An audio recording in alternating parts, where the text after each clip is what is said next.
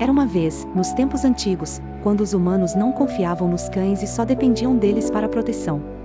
Certa vez, um fazendeiro tinha um cachorro fiel chamado Leonardo. Ele envelheceu e perdeu todos os dentes, não conseguindo segurar nada. Um dia, o fazendeiro disse à esposa que pretendia deixar Leonardo na selva, pois ele não servia mais.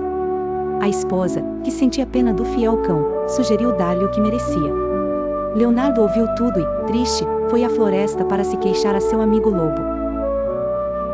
O lobo, solidário, ofereceu um plano para salvar Leonardo.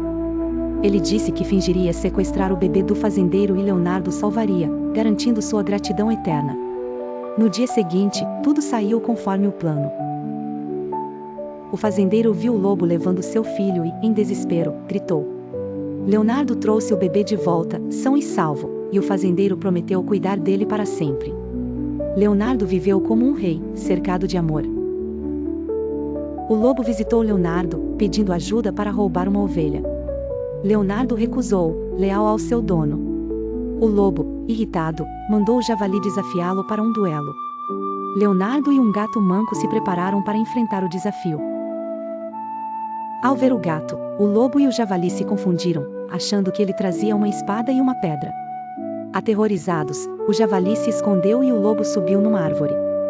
O gato, vendo a orelha do javali, pensou que era um rato e mordeu, assustando-o. O lobo, envergonhado, desceu da árvore e pediu desculpas. Todos fizeram as pazes e viveram felizes para sempre. Leonardo continuou amado pelo fazendeiro até seu último dia, chamando-os de família. Fim.